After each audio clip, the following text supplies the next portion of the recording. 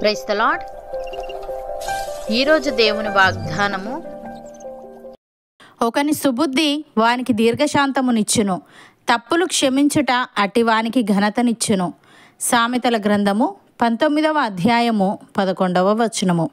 సహోదరి సహోదరులారా, దీర్ఘశాంతము గురించి సొలొమోను చాలాసార్లు తెలియజేశాడు. దీర్ఘశాంతము అంటే ఇతరులు మన పట్ల చేసిన తప్పులను, గాయాలను, ద్రోహాలను, కఠినమైన మాటలను, చర్యలను చూచి ఎలాంటి ద్వేషభావం లేకుండా, ప్రతీకారం చేయకుండా ఉండగలిగే మనస్సును, సామర్థ్యాన్ని సూచిస్తుంది.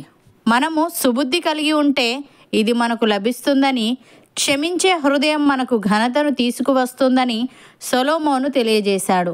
ప్రియులారా, ఇది క్రీస్తు జీవితం అంతటా మనకు స్పష్టంగా కనిపిస్తుంది.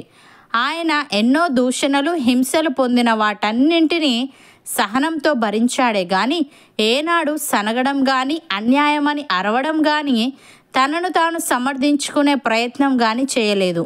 ఇతరులు మన పట్ల అభ్యంతరకరంగా ప్రవర్తించినప్పుడు మనం ఎలా వ్యవహరించాలో యేసయ్య ఇక్కడ చూపిస్తున్నాడు. ఆయన్ను అనుసరించే వారమైన మనము కూడా ఈ లక్షణాన్ని కలిగి ఉండాలి. యేసయ్య ఈ విధంగా అంటున్నాడు, నీ పొరుగువారిని ప్రేమించి నీ శత్రువును ద్వేషించమని చెప్పబడిన మాట మీరు విన్నారు కదా. నేను మీతో చెప్పునదేమనగా, మీరు పరలోకమందున్న మీ తండ్రికి కుమారులై ఉండునట్లు మీ శత్రువులను ప్రేమించుడి, మిమ్మును హింసించు వారి కొరకు ప్రార్థన చేయుడి. ఆయన చెడ్డవారి మీదను మంచివారి మీదను తన సూర్యుని ఉదయింపజేసి నీతిమంతుల మీదను అనీతిమంతుల మీదను వర్షము కురిపించుచున్నాడు. మీరు మిమ్మును ప్రేమించు వారినే ప్రేమించిన ఎడల మీకేమి ఫలము కలుగును? సుంకరులను అలాగు చేయుచున్నారు కదా. మీ సహోదరులకు మాత్రము వందనము చేసిన ఎడల మీరు ఎక్కువ చేయుచున్నదేమి? అన్యజనులను అలాగు చేయుచున్నారు కదా. మీ పరలోకపు తండ్రి పరిపూర్ణుడు గనుక మీరును పరిపూర్ణులుగా ఉండెదరు అని. ప్రియులారా, మీరు ప్రియులైన పిల్లల వలె దేవుణ్ణి పోలి నడుచుకొనుడి. క్రీస్తు మిమ్మును ప్రేమించి పరిమళ వాసనగా ఉండుటకు మన కొరకు తన్ను తాను దేవునికి అర్పణముగాను బలిగాను అప్పగించుకొనెను. అలాగుననే మీరును ప్రేమ కలిగి నడుచుకొనుడి. మీలో జారత్వమే గాని, ఏ విధమైన అపవిత్రతయే గాని, లోభత్వమే గాని వీటి పేరైనను ఎత్తకూడదు. ఇదే పరిశుద్ధులకు తగినది.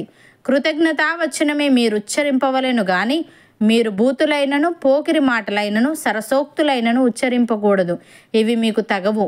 వ్యభిచారి అయినను, అపవిత్రుడైనను, విగ్రహారాధికుడయ్యున్న లోబి అయినను క్రీస్తు యొక్కయు దేవుని యొక్కయు రాజ్యమునకు హక్కుదారుడు కాడను సంగతి మీకు నిశ్చయముగా తెలియను. అపోస్తలుడైన పౌలు ఈ విధంగా అంటున్నాడు, అపవాదికి చోటియకుడి, దొంగిలవాడికి మీదట దొంగిలక అక్కరగల వానికి పంచిపెట్టుటకు వీలు కలుగు నిమిత్తము తన చేతులతో మంచి పని చేయించు కష్టపడవలెను.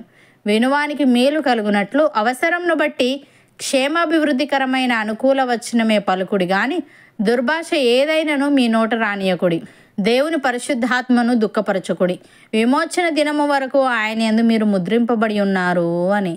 సహోదరి సహోదరులారా, దేవుని చేత ఏర్పరచబడిన వారును పరిశుద్ధులను ప్రియులనైన వారికి తగినట్లు మీరు జాలిగల మనస్సును, దయాలుత్వమును, వినయమును, సాత్వికమును, దీర్ఘశాంతమును ధరించుకొనుడి.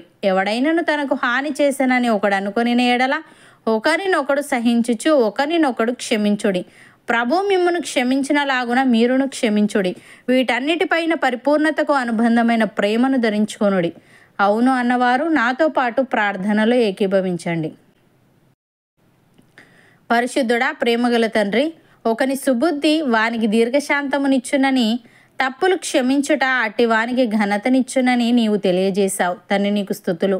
దేవా, ఇతరులు మా పట్ల చేసిన తప్పులను, గాయాలను, ద్రోహాలను, కఠినమైన మాటలను, చర్యలను చూచి ఎలాంటి ద్వేషభావం లేకుండా, ప్రతీకారం చేయకుండా ఉండగలిగే మనస్సును, సామర్థ్యాన్ని మేము కలిగి ఉండుటకు సహాయము దయచేయమని, నీవు మమ్మను ప్రేమించి పరిమళ వాసనగా ఉండుటకు మా కొరకు నిన్ను నీవే అర్పణముగాను బలిగాను అప్పగించుకున్నావు గనుక అలాగుననే మేమును ప్రేమ కలిగి నడుచుకొనుటకు కృపచూపమని, నీ చేత ఏర్పరచబడిన వారును పరిశుద్ధులను ప్రియులనైన వారికి తగినట్లు మేము జాలిగల మనస్సును, దయాలుత్వమును, వినయమును, సాత్వికమును, దీర్ఘశాంతమును ధరించుకునే ఆత్మీయత మాలో ప్రతి ఒక్కరికి నీ దయచేయమని యేసుక్రీస్తు నామమున ప్రార్థిస్తున్నాము తండ్రి.